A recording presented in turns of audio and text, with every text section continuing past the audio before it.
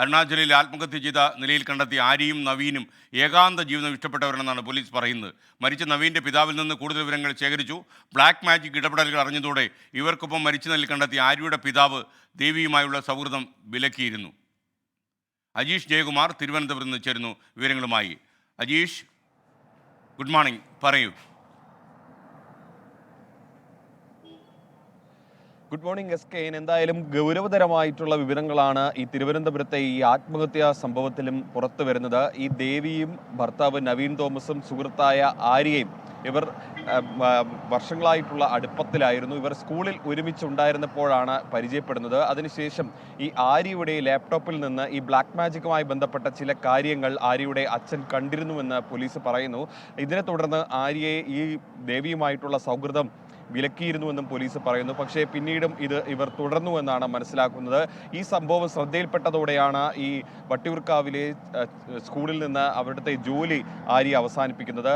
പിന്നീട് അതിനു മുമ്പായിട്ട് ഈ ദേവിയും ഭർത്താവ് നവീൻ തോമസും തിരുവനന്തപുരത്തെ ഒരു സ്വകാര്യ റിസോർട്ടിൽ ആയുർവേദ ഡോക്ടർമാരായും ജോലി ചെയ്തിരുന്നതായി പോലീസ് പറയുന്നത്. ഇവിടെ നിന്ന് ഇവർ ജോലി ഉപേക്ഷിച്ച ശേഷമാണ് തിരിച്ച് കോട്ടയത്തെ സ്വന്തം നാട്ടിലേക്ക് തിരിച്ചു പോകുന്നത്, മീനിടത്തേക്ക്. പക്ഷേ ഇവിടെ എത്തിയ ശേഷവും ഇവർ ഒറ്റപ്പെട്ട് ജീവിക്കുവാനാണ് ആഗ്രഹിച്ചിരുന്നുവെന്ന് പിതാവ് പറയുന്നു.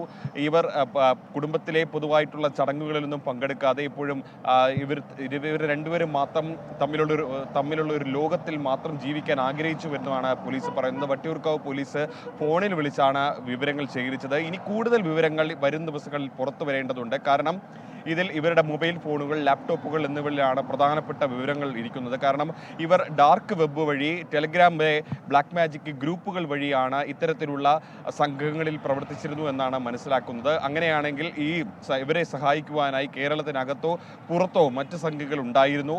അത് എങ്ങനെയാണ് പ്രവർത്തിച്ചിരുന്നത്? ഈ പുനർജനി എന്നൊരു സങ്കല്പത്തിൽ ഇവർ വിശ്വസിച്ചിരുന്നതായാണ് പോലീസ് പറയുന്നത്. അതായത് മരണശേഷമുള്ള ജീവിതത്തെക്കുറിച്ച് ഉള്ള ഒരു സങ്കല്പമാണ് ഇതിൽ അവർ വിശ്വസിച്ചിരുന്നതായാണ് മനസ്സിലാക്കുന്നത്.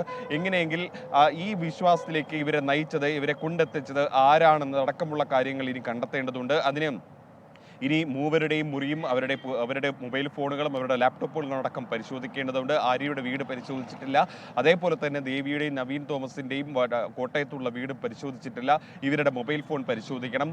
മാത്രമല്ല, 3 അംഗ സംഘം ഇന്ന് ഇറ്റാനഗറിലേക്ക് തിരിച്ചിട്ടുണ്ട്. ഈ 3 അംഗ സംഘം അവിടെ എത്തിയതിനു ശേഷം പോസ്റ്റ്മോർട്ടം റിപ്പോർട്ടുകൾ നടപടികൾ നടത്തണം. പോസ്റ്റ്മോർട്ടത്തിൽ ഇവരുടെ ശരീരത്തിൽ ഏതെങ്കിലും തരത്തിൽ മുദ്രകളോ പാടുകളോ ഉണ്ടെന്ന് കണ്ടെത്തണം. മാത്രമല്ല, അവിടെ ഏതെങ്കിലും ആളുകൾ, അവിടുത്തെ പ്രാദേശികമായ തലത്തിൽ ഏതെങ്കിലും ആളുകളുമായി ബന്ധപ്പെട്ടിരുന്നു. ഇവർ തിരുവനന്തപുരത്ത് നിന്ന് എന്തിന് കൊൽക്കത്ത വഴി, ഗുവാഹത്തി വഴി ഇറ്റാനഗറിലെത്തി, ആരാണ് ഇവരെ കൊണ്ടുപോയത് അടക്കമുള്ള കാര്യങ്ങൾ ഇനി കണ്ടെത്തേണ്ടതുണ്ട്. ആ തരത്തിലുള്ള ഒരു അന്വേഷണമാണ് പോലീസ് ഇനി നടത്തുന്നത്. Thank you Ajeesh Jayakumar.